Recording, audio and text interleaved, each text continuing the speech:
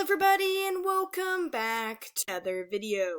Darkstalker is one of the most conflicting Wings of Fire characters. Some fans say he's a misunderstood hero, while others argue that he's an antagonist nearing villain. A few years ago, I made a video titled, Why I Don't Feel Bad for Darkstalker, and I still fully agree with that statement, but I think the video is due for a major remake. A lot of my opinions have changed, and I do have a lot more to talk about on the subject of why Darkstalker is even worse than you remember. I have a lot to get into today with some very thought-provoking but necessary to discuss topics. Darkstalker is a lot to analyze, and there's so much I have to say on the matter. But before we begin, a huge shout out to my patrons. Dougler95, 3 Moons, Citus Wild, Fizz, and Thistle. Thank you all for supporting me. Links to their social medias are in the description down below. Anyways, without further ado, let's get into the video. We were first introduced to Darkstalker through a mention of him in The Brightest Night, but didn't make a physical appearance until Moon Rising, the very start of Arc 2. With Darkstalker talking to Moon through their abilities, we get to see his side of the story told to her in brief moments of internal conversation. It wasn't until Escaping Pearl release that soon after we would finally get the Darkstalker Legends book. It was the perfect time to tell us more about the character, with him literally just appearing out of a mountain the last time we had seen him. We've gotten to see the life of Darkstalker. It's been shared to us through many perspectives and dragons who've lived through his days, as well as him himself. I see so many fans fight each other about Darkstalker. The apologists try to justify his actions because he had good intentions behind some of them, but I've been very clear about my take. Darkstalker is not someone I will have much sympathy for at all. This might seem harsh, especially because of his rough home life as a dragonette. None of that was Darkstalker's fault. No one deserves to be put in a home in a situation like that one. He couldn't control it, but there was so much down the line that he could control. Arctic was abusive, and it's incredibly saddening. But Darkstalker knew what was right and what was wrong, not only from observing his father, but also the positive dragons around him. He had clear sight, Fathom, Foeslayer, Whiteout, and the support of all the Nightwings. He had friends and loved ones there by him, and the chance to start new with their hope and understanding. And yet, he always chose wrong. He always chose to hurt, to be in control.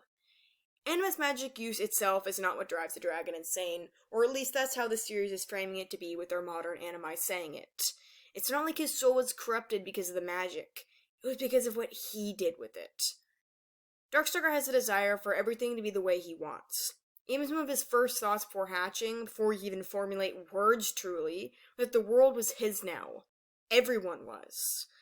It's a mentality he never loses, not even in his final moments. You guys know the story of him tricking Moon into bringing him back. When Darkstalker comes to Pyria again after his 2,000-year sleep, he's honestly even worse than he was before. 𝙒 was a victim of his manipulation. There's so much to talk about, and I've even done a whole video talking about Darkstalker's worst deeds.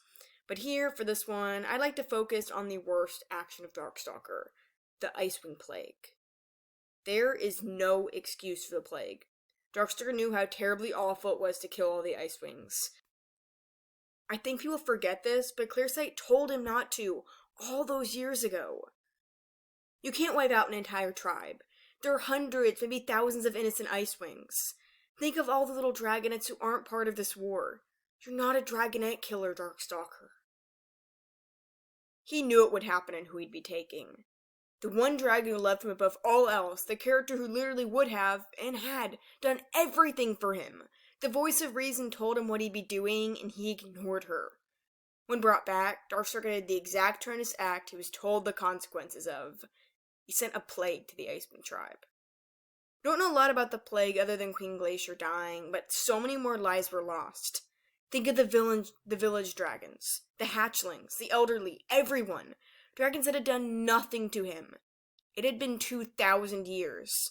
These IceWings were not part of the war he thought was there. They were innocent. So many were killed, and all of them would have been gone if not for Darkstalker's spell being stopped. His hatred drove him to kill who knows how many random IceWings for a time period far from his own. They had done nothing to him, and some might not have even known who he was. Diamond took Foeslayer, but Diamond was long gone. Look at this quote from Ghibli at the end of Darkness of Dragons. So, why didn't you do that? To the IceWings. When you first came out of the mountain and you saw visions of them threatening your tribe, Why didn't you enchant all of them to want peace with you instead? Or cast a spell to make all the IceWings and Nightwings forget about their ancient hatred, forgive everything that's happened? Why didn't you use your magic to avoid war instead of trying to kill them all? And Darkstalker is basically rendered speechless, just giving an empty reply, because he cannot defend himself. This action cannot be defended. No wrongdoing and no bad childhood can defend genocide of the innocent. There is no excuse for this. I'm very disappointed in the Wings of Fire fans who ignore what Darkstalker has done.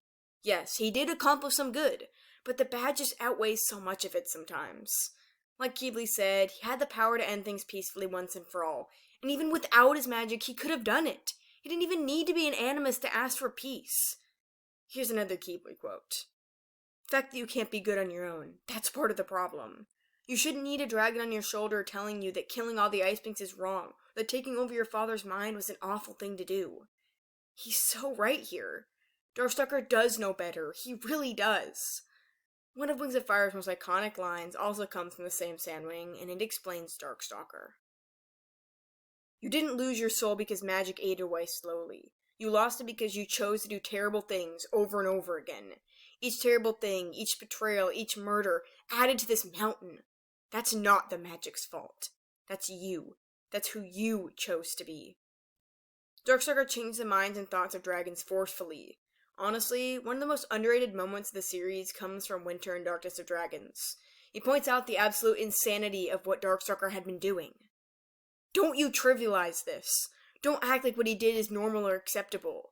He was trying to make me adore him, against my will, changing my thoughts and my feelings like I'm just a character in the story he's writing about himself. Like nobody else is real except him. If that's something you would seriously do, Sandwing, then we can never, never be friends. Winter was right. Every last word of it. He knocked some sense into 𝙈𝙬𝙍𝙬, which is why he was even able to give that monologue from earlier, later on in the book. But Darkstalker knew better and could do better, but he didn't. Even in his last moments as he's turning into Peacemaker, Darkstalker still thinks he's the hero. It's a tragedy, truly, and it feels so real. Didn't I save dragons too? I'm not evil, I'm not. Even after everything, he never understood. He didn't get it when he brutally killed and tortured dragons. He didn't get it when everyone he loved told him to stop going on this path. He didn't get it when he was literally massacring and molding thoughts. He didn't get it even when his life was going to be taken from him. I wouldn't classify Darkstalker as a villain, but in my opinion, based on the books, he becomes an antagonist who is always close to villainhood, especially in the end. He had so many times he could change, but never did. It's a sad story, but he has a new chance without his memories. A chance to do some good, something he hadn't done in quite a while. But what do you guys think? It's a very complex topic and everyone sees it differently, but these are just my thoughts. So, comment yours down below. Thank you all so much for watching, and I'll see you in the next video. Bye.